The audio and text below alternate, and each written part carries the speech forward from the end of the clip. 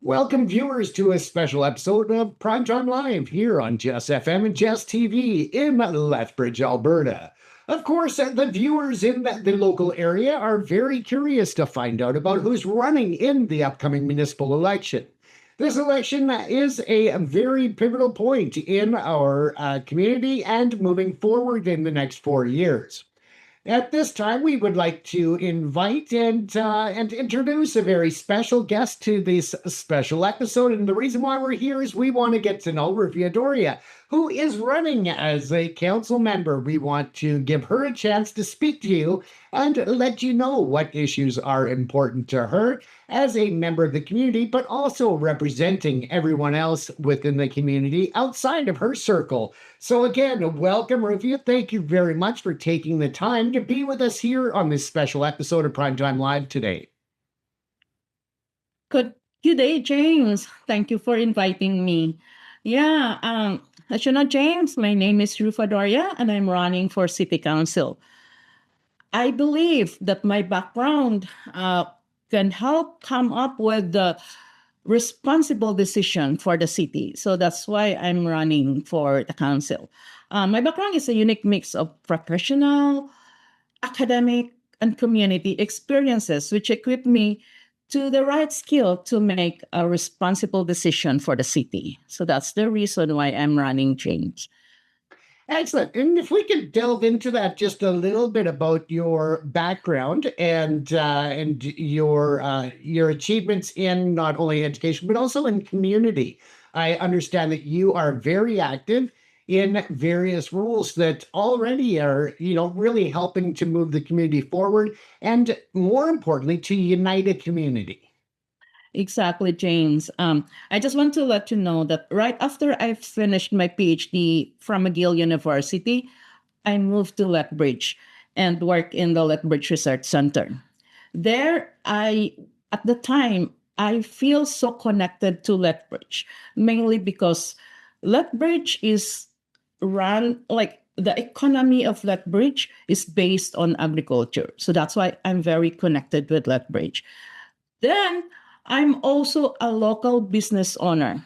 I run my immigration consulting business, wherein I put all my, like your emotion, your empathy, listening to the situation of different immigrants, different people who comes to Canada. And although they come to Canada as one, they want to stay here in Lethbridge. And most especially, James, I was the president of the Filipino Canadian Association of Lethbridge, Alberta. And I was also the vice president of the Southern Ethnic Association of Alberta. So with those experiences, I really learned to listen to them, what are their concerns, and this make me feel the needs. There are different needs of this people, this individual, that will be very important in contributing to the progress of Lethbridge. So that's why I am very confident that through listening to this concern, I can bring their issues to the table and help come up and use my skill set to decide what is the best for the community.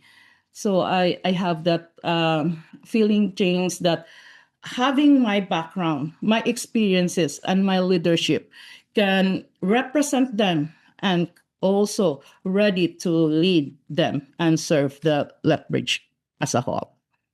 Well, I think that's a very important role and a very important experience is the ability to listen to people coming from different situations. As we take it for granted here in Canada, we have a rule of law. We have a society that overall likes to help each other. And especially in Lethbridge, I mean, it's a smaller city. People are closer.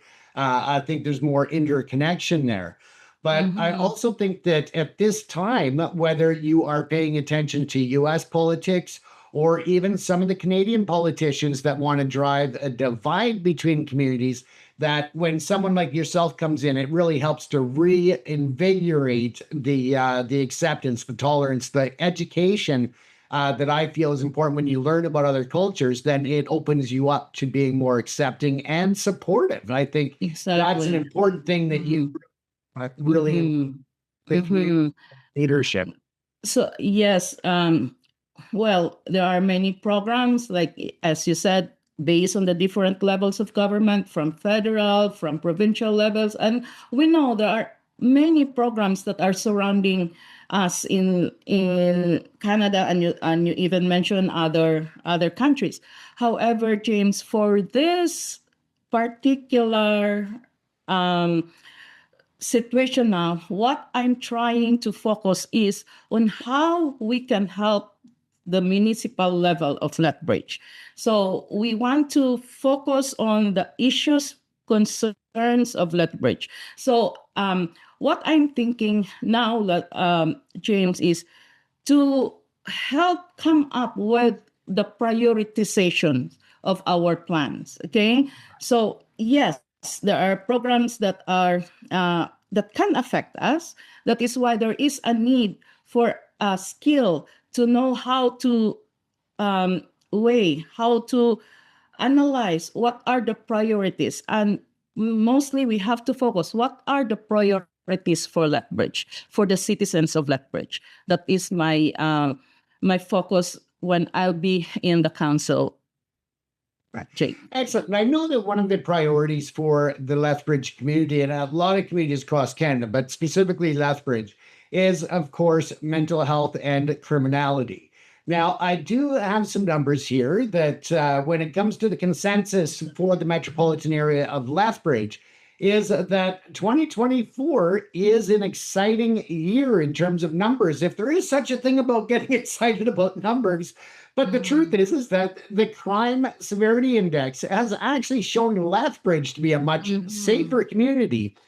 Some of these numbers is that an 8% drop in 2024 of violent crimes, as well as nonviolent crimes such as thefts and drug violations and other decreased by 23%. This, I understand, is a contributing factor was proactive policing, community involvement, targeting offender behavior. These things are having a huge positive impact on the community. So, how do you go forward continuing that momentum?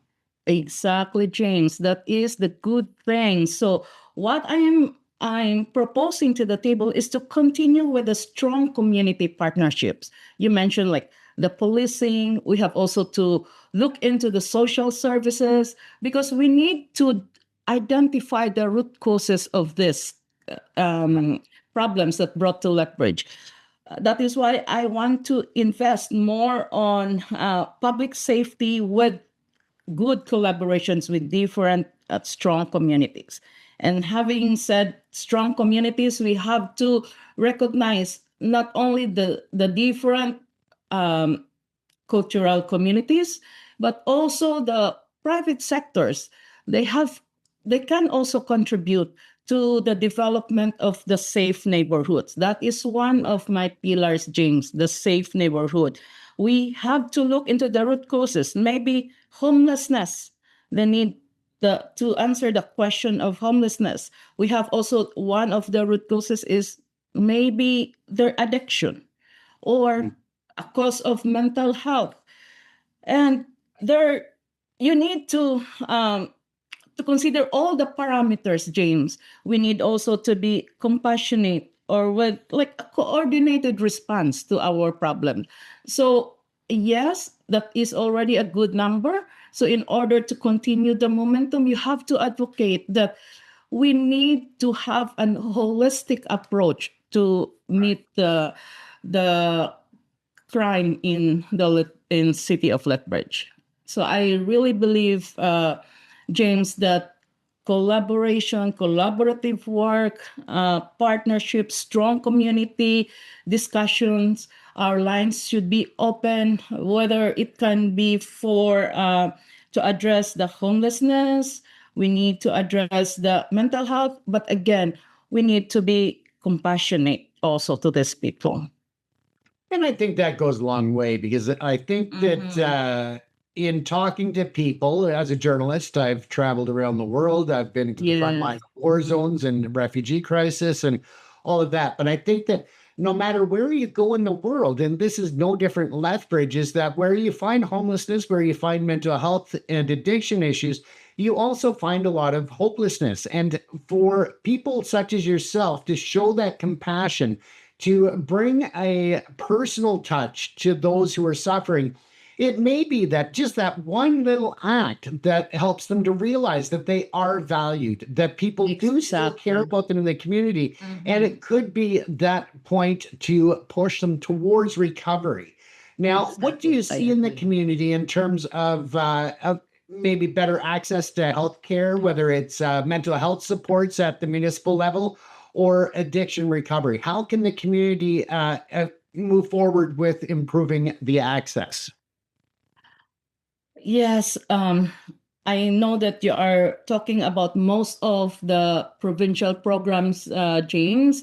So to access, I think we need to advocate. We need to collaborate. We need to have a strong relationship with these communities that can help us with providing the services such as um, maybe we can go to social services to help us identify are there available services to have these people to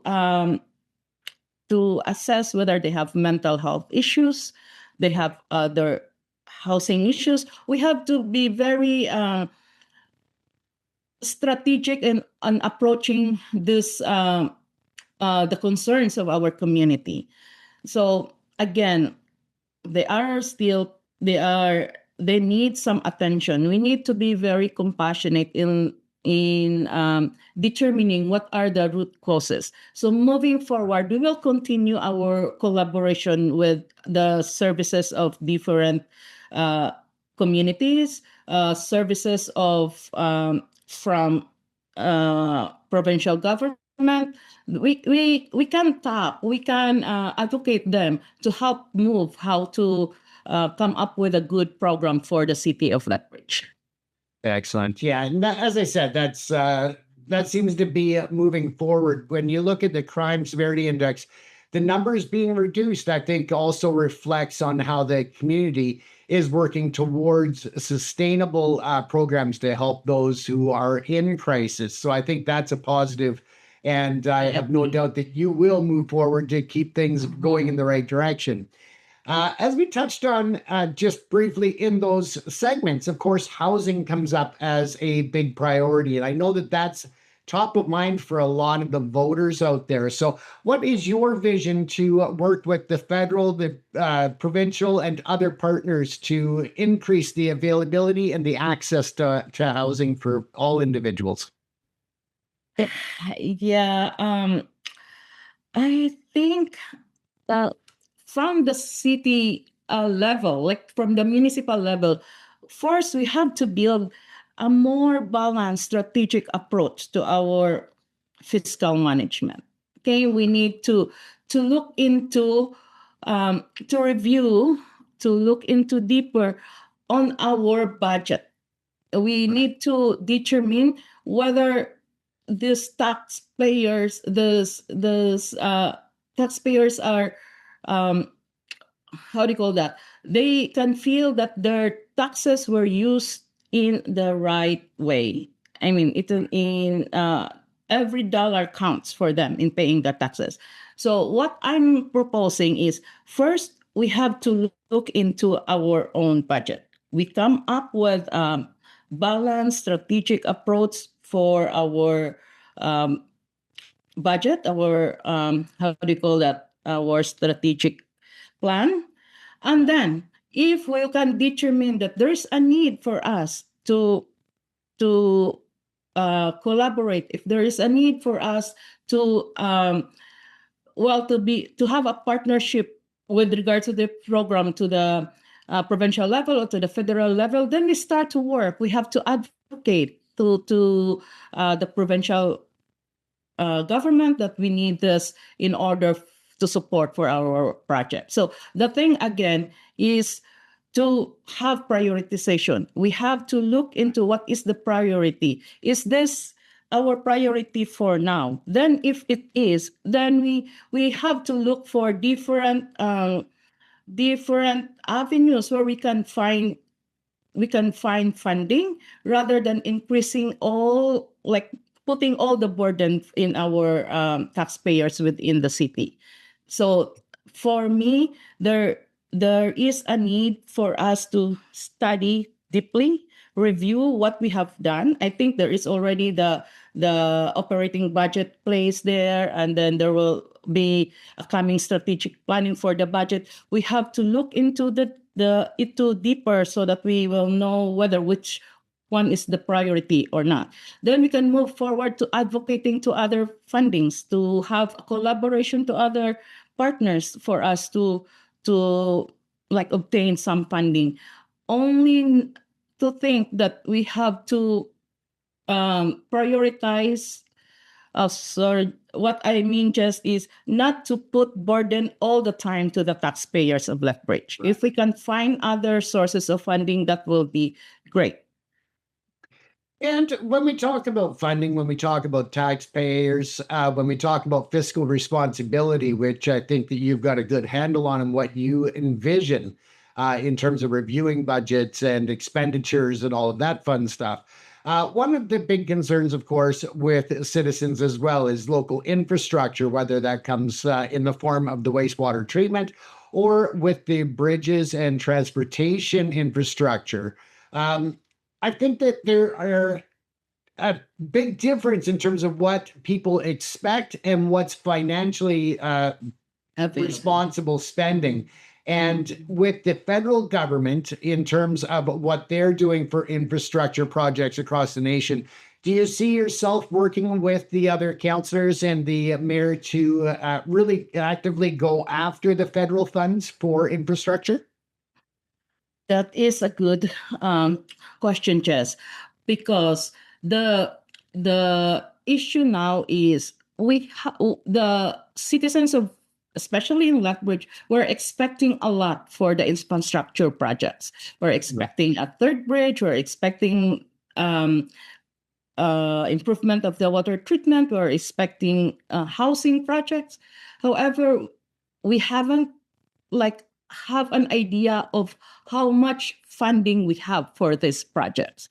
So again, there is a need for it's like a skill set for us on how to review, on how to determine what are the priorities, because we cannot, we have to know, is this infrastructure the priority without sacrificing other services? There are other services too that are much needed for the city, I mean for the community as a whole.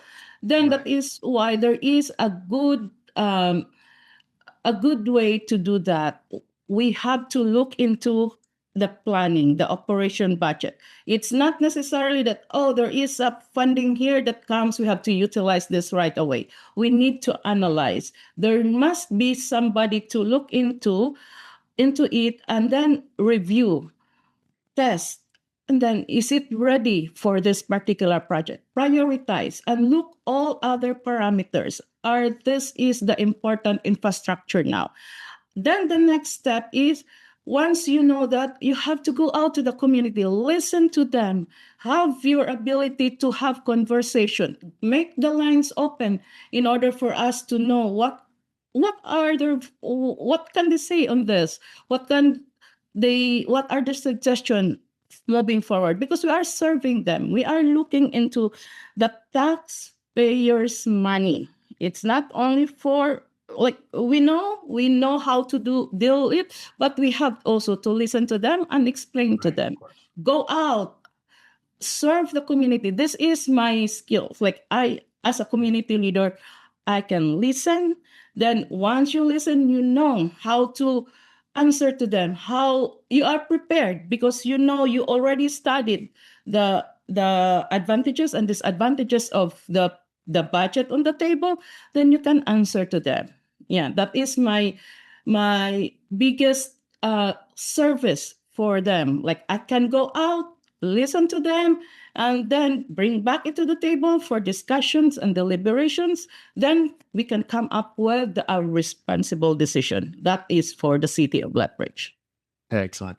Yeah, and I know that just on that subject, I know that there are people out there that see federal programs, they see provincial programs and say, oh, we can get money for this, we can get money for that.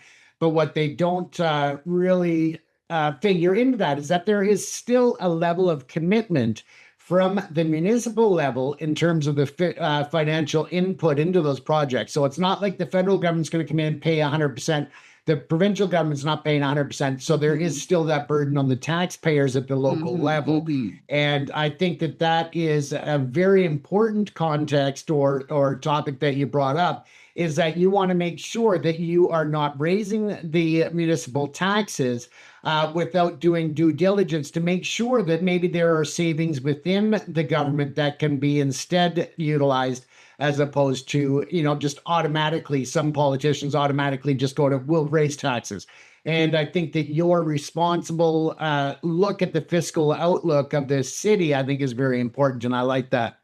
Exactly. Of course, we know that business is a big driver, whether it's agriculture, whether it's the small mom and pop shops or anything else within the community. What is your goal in terms of expanding or opening the doors and saying, hey, Lethbridge is open, bring your investment dollars our direction? What do you think that looks like in the future 4 years? Yes. I agree with you when you say, okay, Lethbridge is growing. We have to invite investment, the investors to come to the city. Yes, I agree with you. However, James, we have also to consider that we have to maintain the soul of Lethbridge. Lethbridge has a lot of potential. We can expand. It's growing. We can invite people to invest here. But again, we have also to have, I like your term, due diligence in looking into, are we ready? Are the taxpayers happy if we have to go on those directions? So we have to listen to the constituents, to the people of Lethbridge. Are we ready for that? We have to look into the soul of Lethbridge. Personally, I really like to always go to the favorite store that I want to. Like they are there for so many long, for so long, for so many years, so long. I like to go there because that is the soul of Lethbridge. Yes, we are ready. We want to expand, but again, the important thing here is to have the due diligence if we are ready to move forward. Are we not stepping these people who loves to stay Lethbridge in this particular way, Lethbridge as it is? Or are we just like opening our arms just to bring those new investors here? So it's a matter of trying to understand. It's a personal, for me, it's a skill set to determine whether we have to move forward in this direction or we have to study first. I mean, you need to know, you need to listen to the people. That is the main reason why I want to bring my skill set to the table, because I want them to understand that we have this program. We are growing. Lethbridge is growing. There are so many investors who want to come to Lethbridge. That will a good thing for the business community here. But again, we have to look the local businesses. Are they ready? Are they satisfied with the situation now? So it's a matter of listening to them, then thinking the best way in order for us to move forward. We have to come up with an informed decision, a responsible decision, in order for us to move forward for progressive Lethbridge.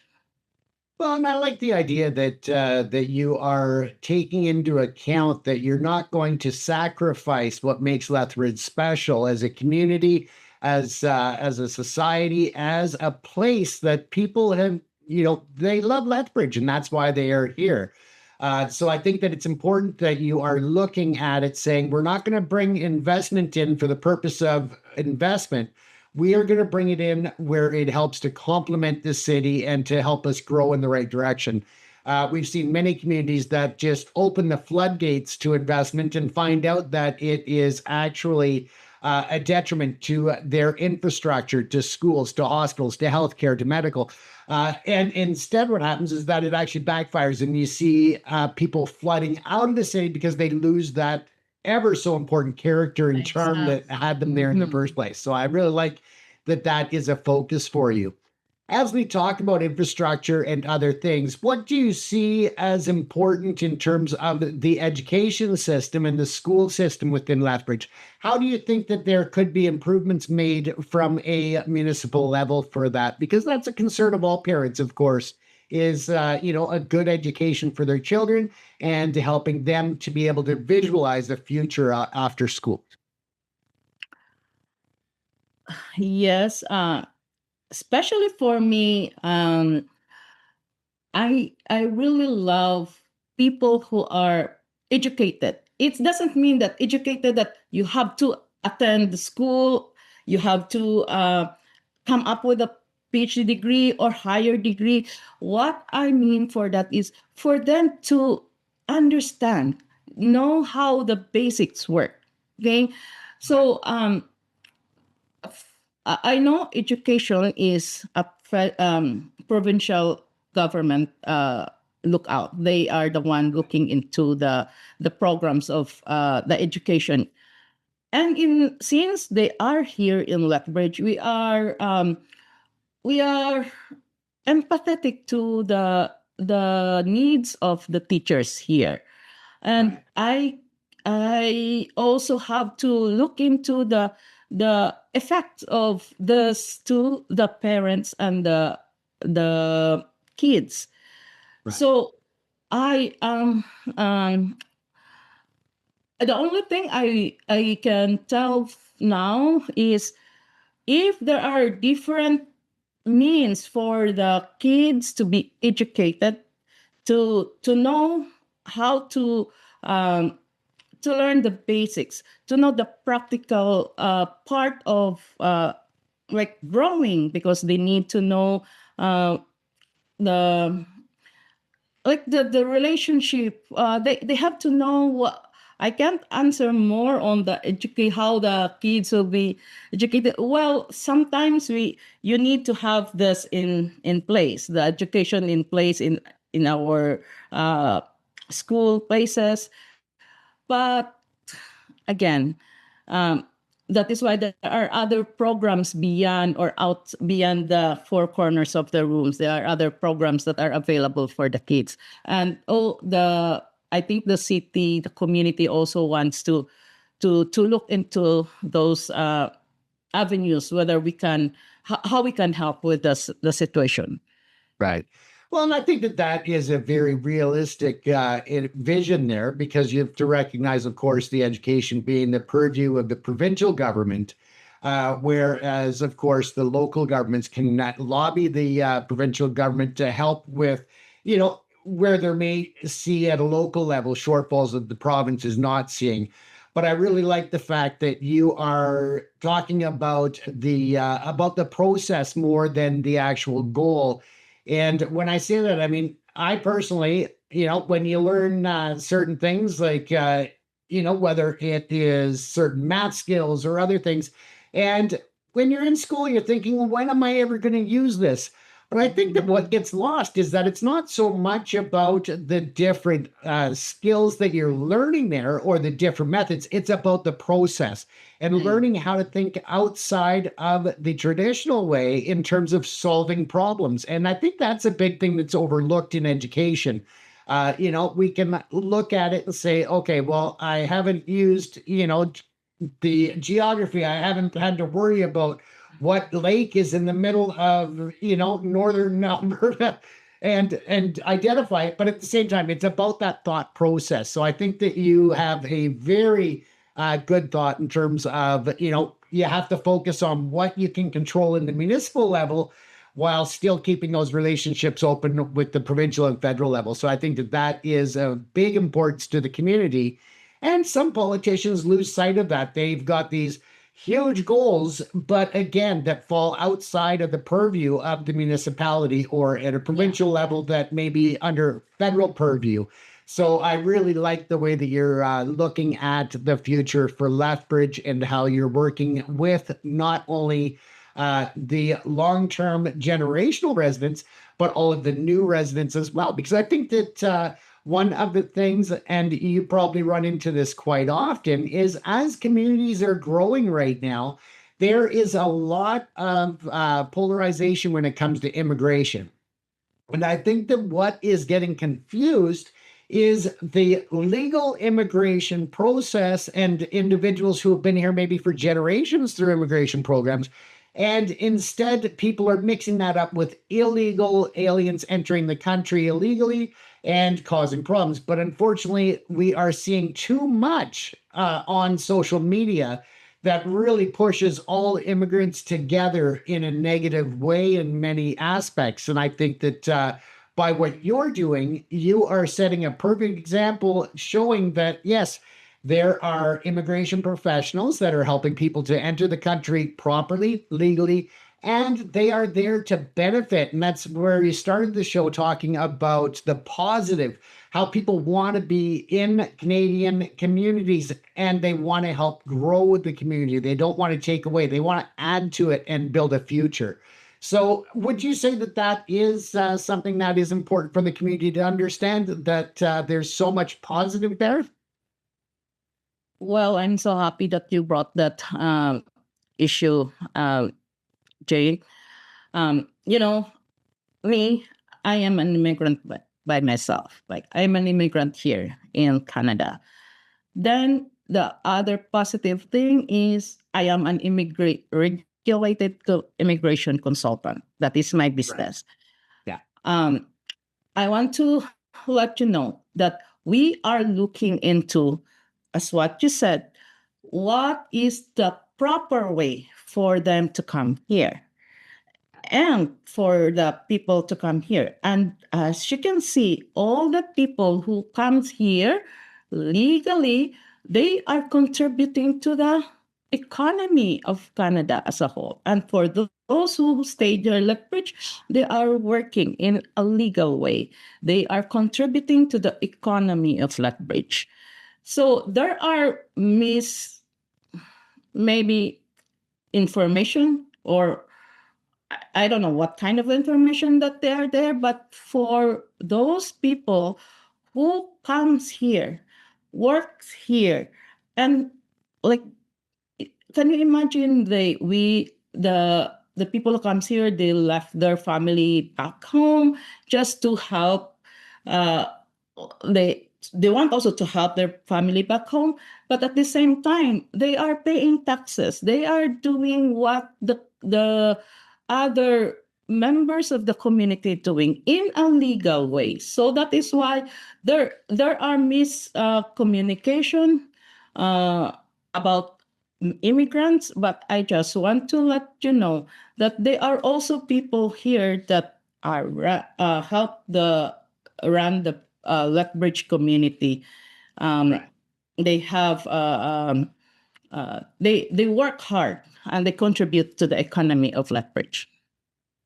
Excellent. Yeah. And I think that that's just an important message to be out there in the community, because I think as we both agree, there's a lot of misinformation and disinformation out there. And the picture is just getting blurred in many contexts. And sometimes it is people that are intentionally trying to cause that divide. So one thing I know about Lethbridge is that it has always been a welcoming community, a very friendly community, Exactly. very supportive to not only members of the community, but anybody coming in to visit. Now, with that, of course, is an important topic, and that is tourism and visitors to the area. What would you say? And we're just going to have some fun here. And what is your favorite event throughout the year that you would really think outsiders should look at and say, hey, I want to go and attend this event in Lethbridge? What would you say is one of your favorites? Okay. Yes, Lethbridge is a vibrant city. I think we have a lot of events. The downtown Lethbridge are like very welcoming and very good to stay. So for me, I really like the different communities showcasing their culture. So, for example, the Filipino Canadian Association of Lethbridge, we have uh, every month of June, sometimes it will happen in July, we are celebrating Heritage Day to Right. showcase our Filipino culture. And moreover, if as a former vice president of the Southern Alberta Ethnic Association, every ethnicity also they have to celebrate their culture to showcase we are here in Lethbridge. This is the culture that we can incorporate here, and we want you to see how we perform, how our culture looks like. Then we are bringing it here to you. Right. So Lethbridge is a diverse area. We have a very diverse community. Have a lot of different ethnic communities that have also different cultures that can help and share the vibrancy of the city.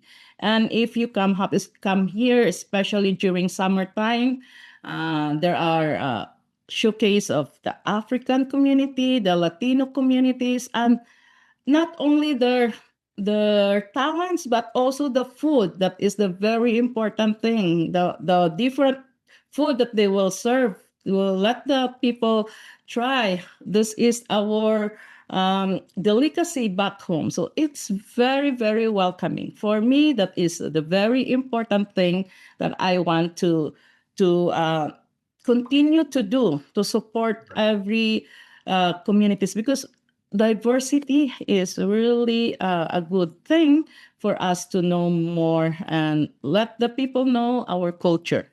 So that's uh, the thing that I want you to invite if you will come here during summertime, James. Right. And of course, you're talking right to the fat guy here. You got me at food. Well, Yes, that pretty James. much wraps up our time for today. So I would like to take this opportunity, folks, to open the door to Rufa and say anything else that maybe I've left out or overlooked or didn't ask about. Yes, James. I just want to leave this to I want to leave this to the whole community of Lethbridge, that I want to I want you to know that I'm running to serve, not just to represent, but I want to serve with my technical background, my entrepreneurial experience, my deep community involvement. I'm ready to listen, I'm ready to lead and to act. I'll champion affordability, if elected, safety, and innovation so Lethbridge can thrive for everyone. Let's shape the future of our city together. Thank you for this opportunity, James. Thank you so much. Excellent. It's been my pleasure to speak with you today. I can't wait to have other conversations down the road as we discuss your successes in office when that happens. And And yes, of course, if people have any questions for you or want to follow and get more information, what is your website or your social media that they can reach out and follow you? yes. In fact, James, we are handing flyers to. We try to hand flowers house to house, and in that flyer, there's like vote for Rufa Doria, and at the back, I put my resume and my platforms there, so they can find my email address, they can find my website rufadoria.ca, and I have also indicated my phone number if they want to chat me by phone. So, Excellent. yeah. And Mhm. we'll make sure that we have the website up on the screen here for people to be able to get more information and to reach out with any concerns or important topics that you would like to gather more information in terms of the stand and the goals and the future. I think that with the pool of candidates that are coming in for this election, I think that the future of Lethbridge is moving in the right direction. I think there's a lot of positive outlook there. And I really wish you well in your campaign, you. and Thank you. may that be successful. For our viewers out there, once again, you can find Rufa's website and other information on not only here on the screen, but we'll also post it with live links in the description. If you have any other questions or topics that you would like us to discuss on the program, by all means, you're welcome to send us messages as well. And for the final, I would just like to thank again our episode sponsor, that's Carry Movers. They provide long distance moving in Western Canada for several decades, a local family owned and operated company serving Western Canada.